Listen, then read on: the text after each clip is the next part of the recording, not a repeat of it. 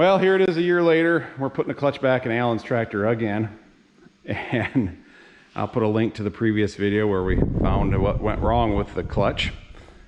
So got her all done. Took a little longer than expected, but it's here. Just finding my mark so I can get everything lined up, and it's right there. That's where a dowel pin goes. That's where a dowel pin goes. I'm gonna hand the camera to Alan, and he can film me setting this baby up on there, hopefully.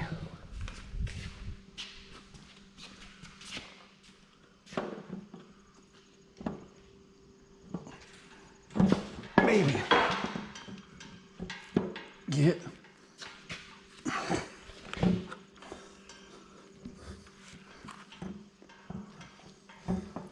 There it goes.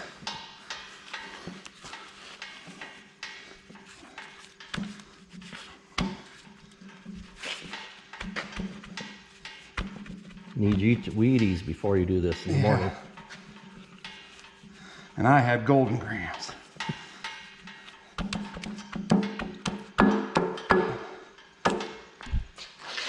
Now we'll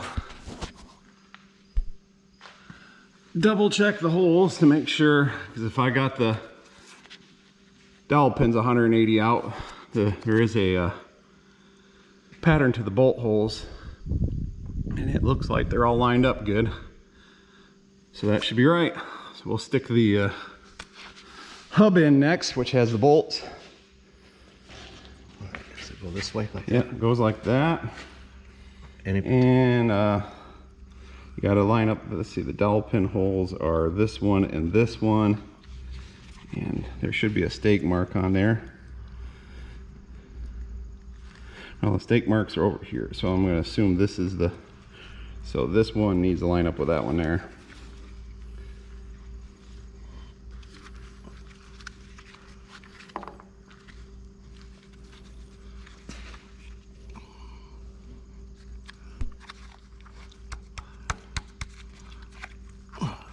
crooked right now. That looks better.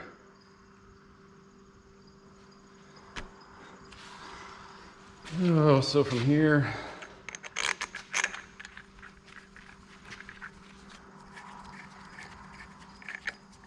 if the bolts don't go in nice and easy, then you're probably not lined up right. If you gotta force them in or something, something's wrong. Yeah. I got Alan spinning those bolts in so we can torque them down, and he was pointing out, thought I'd mention this right here, this little stud. That's your pointer that you look through for the timing hole to time if it's gas, the distributor, or the injection pump if it's diesel.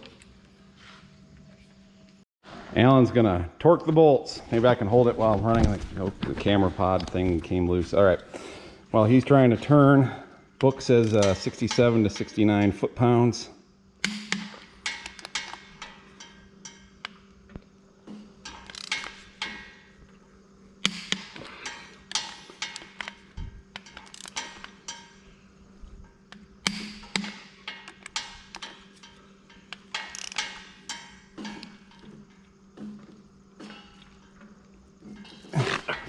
Oh, I'm running out of gumption. There it goes.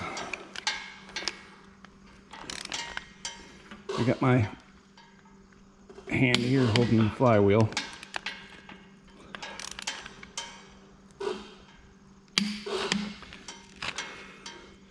All right, do at least the first two again, because sometimes once things seat in, or the others draw down. That's good. If it doesn't move any, just to double check them. All right. Okay. We can double check them all. Let's double check them all. Okay. If once is good, twice is better. That's why we're in here, all right? We like doing clutch jobs so much, we're doing it a second time.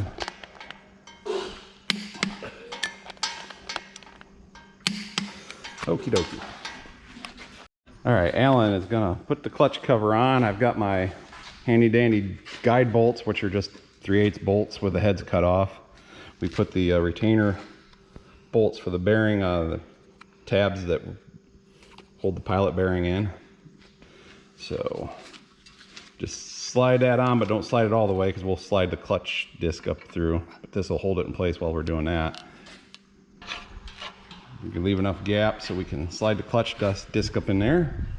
There it is, all fresh and ready to go.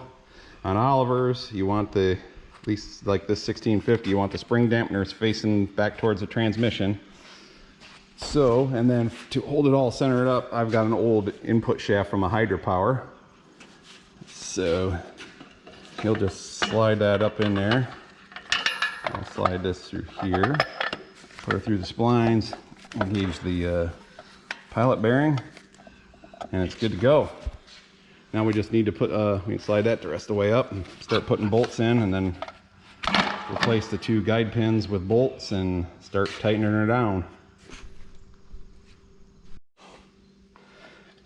All right, got the bolts in, but it got it drawn up just enough where it's still loose, so it spins. And then Alan's gonna hold the shaft, kind of, it's a little worn on the end there where the bearing goes in, so he's gonna kind of hold it straight so it's centered up good, so things slide together better.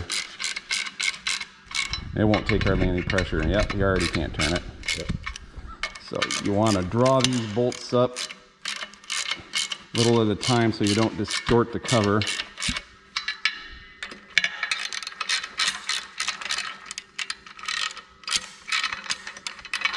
That one ain't even to the cover yet. It's getting there.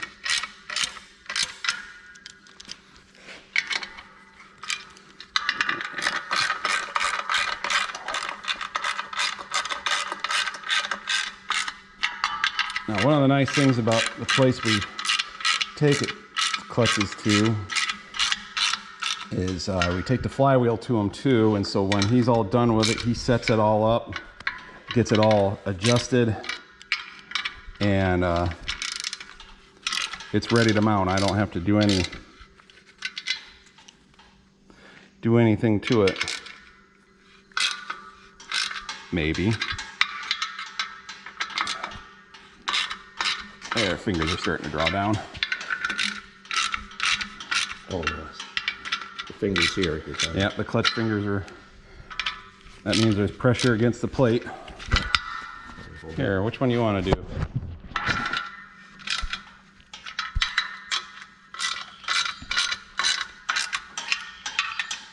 Yeah, they're drawing down. Yeah, you can see them going down.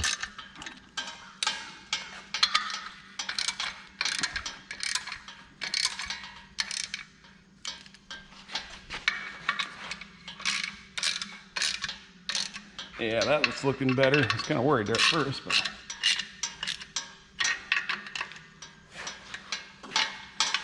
Alan was telling when he took it there, even though this was basically a brand new clutch, the guy could put heavier duty springs and stuff in it, and Alan opted to do that, so it's going to be a heavier duty clutch than before anyway, so that's good. And hopefully we won't be doing this again in another year. It's guaranteed. It's Yeah, warranted. It's warranted. I'll keep doing it until I get it right.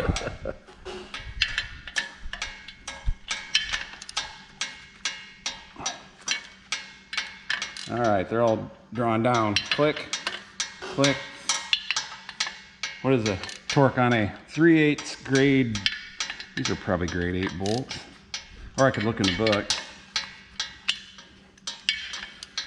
We should probably do her by the book, shouldn't we?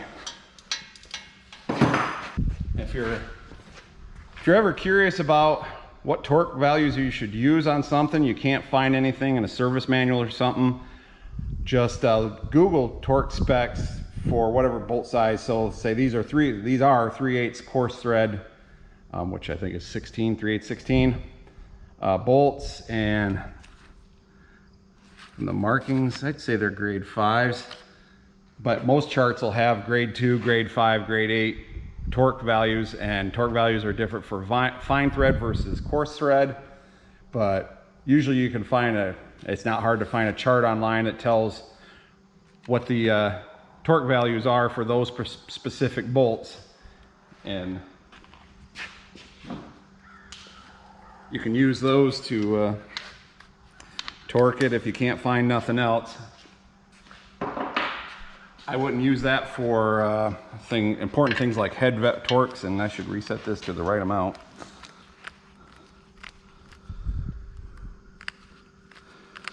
Which, I guess I could Google it real quick. I think it's 3/8, 16. Grade A, we don't have that. We have, so that is even up there. That's the third one down. So grade 5, 23 foot-pounds. We're gonna go for, I don't know, 30 foot-pounds on these. Because for one thing, my torque wrench doesn't go much lower than that. I'm probably already over that just doing them by hand. Actually, pretty darn close. If I give it just a little extra, it'll make them turn. So I was pretty close just doing it by hand. Now we can pull that out and we're ready to put the hydropower back on. Could double check the fingers, but I trust my clutch guy. We put this throwout bearing in new when we did the clutch last year, and that thing is just, it wobbles. I don't know what the deal is, but I didn't like it. So we went ahead and got a new one, and this one does not wobble. So for what a throwout bearing cost, we weren't going to take a chance on it, despite this one basically being new. I don't know what the deal was. So we got to get that in. All right, we're ready to marry the hydropower to the engine. We've got some dowel pins. We put them down here so they got a good spread to help keep things aligned up.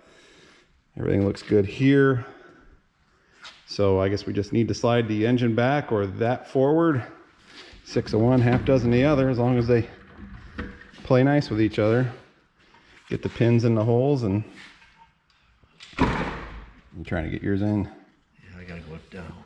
Mine's got to go up. Oh, let's get yours in first. Yeah, then yours should rock down. Oh, you gotta go. Yeah, like keep going, keep going, keep going, keep going, keep going. Almost there. Keep going, keep going. 2 more clicks. There it goes.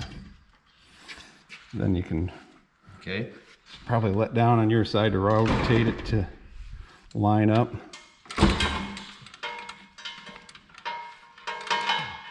Maybe. It's almost there. It's almost there. Right there. Did you get it? Yeah, I know. There it is. Okay, I gotta set this down again. Now we probably gotta line up the splines. Turn that, help engage the clutch, or the shaft into the clutch. We kind of turn that sprocket while we're wiggling stuff together.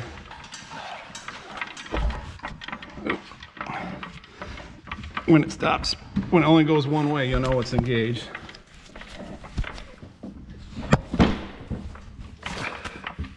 Oh, it should be only going one. Oh, it's just about. Getting hard. It's getting harder. There we go. There. Oh, no, it goes back. We are like almost engaged. Let me look. Oh, the oil pan's hitting the table. We need to push the hydropower unit forward on the table. There we go. And let the front down a little bit. That's better. There she goes. Yep. Stop turning. Yep. Just one way. There. There it goes. There. There we go. She's pretty much together. Just got to slide them bolts in. We'll start with the top 2. The longer ones go in the top.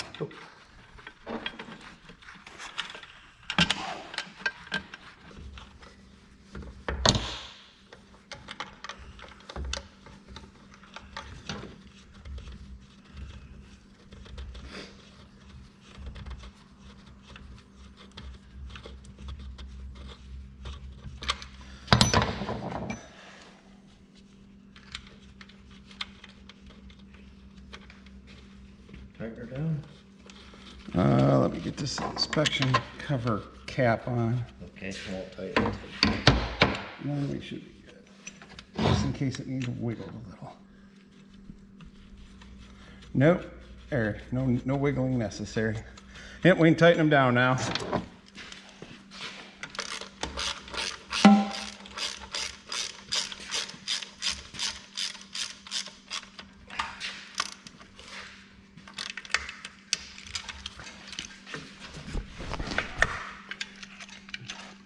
Don't break them off. Click. Okay, I'm going to test the function of the clutch before we go any further. Belt housing's bolted to the engine. Normally you can turn the hydropower this way, so if you worked on your hydropower and it freewheels the other direction, you've got your sprag clutch in backwards. So it should be able to freewheel like this. You can't turn it the other way. Now we'll have Alan put the crescent wrench of persuasion on the clutch fork or rod thing there, and as he pulls forward, yep, clutch releases, turns all right. When he lets up, I can't turn it anymore. Let me back off so you can see him doing it. Pull her out, yep. We're just doing what the clutch pedal does and pushing that lever forward and releasing the clutch, so good. Clutch seems to function like normal. So we can get this baby ready to drop in the frame now. I think we're to that magical point of putting the engine back in. Bring your end around.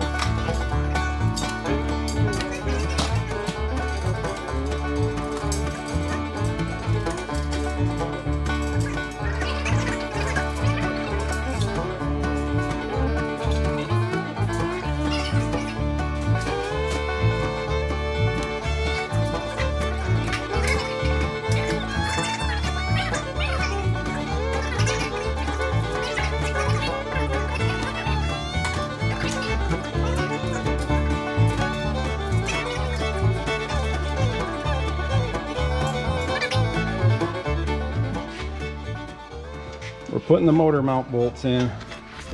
I just want to remind everybody, they're not all the same size. On the right side, 1/2-inch bolt in the front, 9/16 dowel bolt in the back, and then it's the opposite on the other side, 9/16 in the front and the 1/2-inch bolt in the back under the starter. Let's see how long it takes me to get the chain in on the coupler.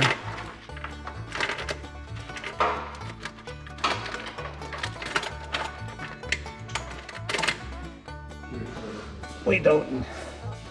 All right, we're underneath. And I should have rolled it just a smidge further.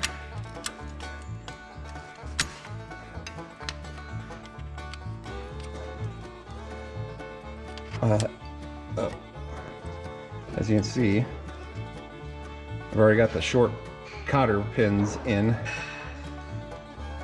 because it's easier to do it out here.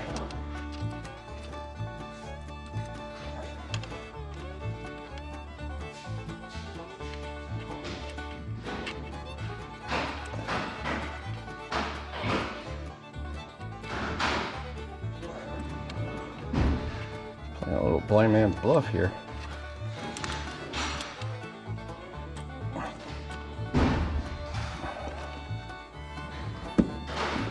There goes my phone.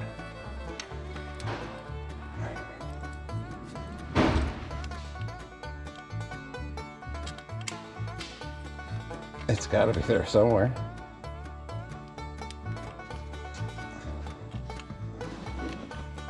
There it is. First hole, second hole. From the bottom, it's going to turn that way, so we want to make sure the heads are facing the direction of travel. Helps if they're turned and lined up right. That does make a difference. And we'll just take the screwdriver and go bonk like that. Yeah, I'll double check it from the top, but it looks like I got it. Might want to curl it around a little more with some needle nosers, but all right, didn't take too long. Let's see if I got too close to the wall. Nope, look at that.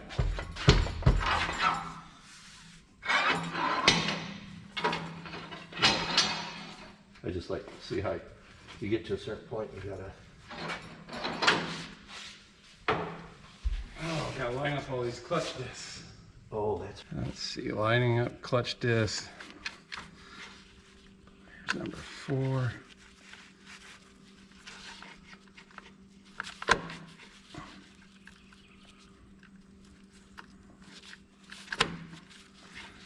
And one more. Almost there. Just like that. Now I need to get my snap ring pliers so I can. I believe that's all the way in. Got the sun shining on the floor. It's blinding me. We're not used to the sun around here.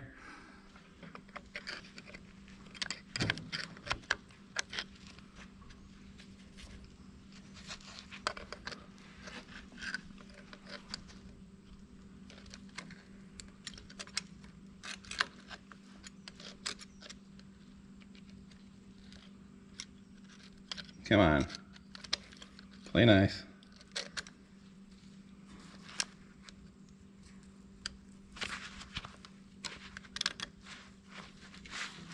Man, that sun is bright. I can't. I think I got it. Almost need a flashlight to tell. Yeah, she looks like she's in the groove. That side and that side. Spaced out good. I think I got her. Awesome. Now I just need to put the cover back on. Try pulling out on it just for giggles. Make sure I got it. Hey, I got it. Is this where I should add the Bionic Man sounds? Yeah. Or maybe the sound of an impact? Yeah. It would.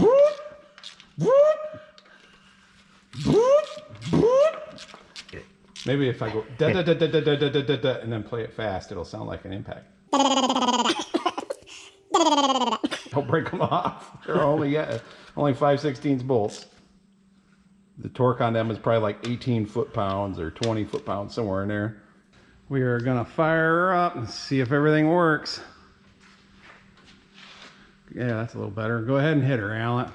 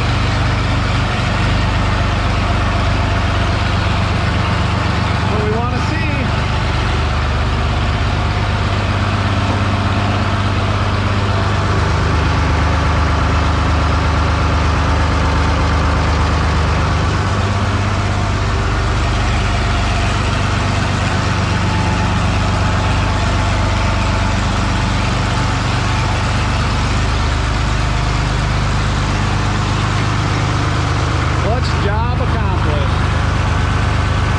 Let's see about these lift cylinders. Oh, there goes one. There's air in the system, so they're going to be a little erratic at first until the air purges out. Then we can top off the hydraulics afterwards.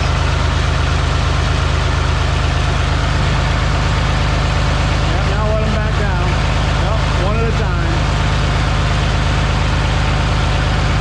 Yep, not seeing any oil.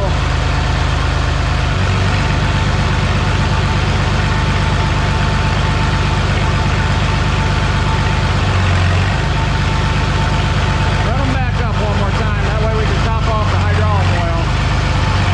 The other up. Pull down, pull down.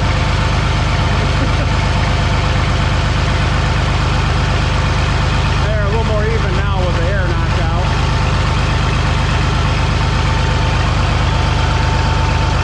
No oil squirt now. Step back just in case they blow.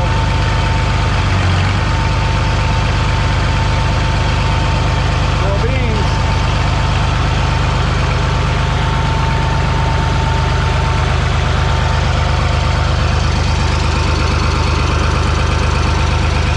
No fuel leaking on the boots.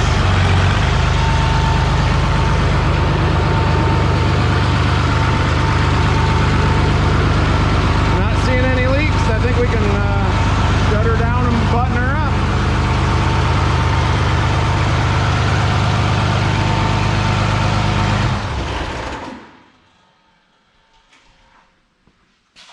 Awesome.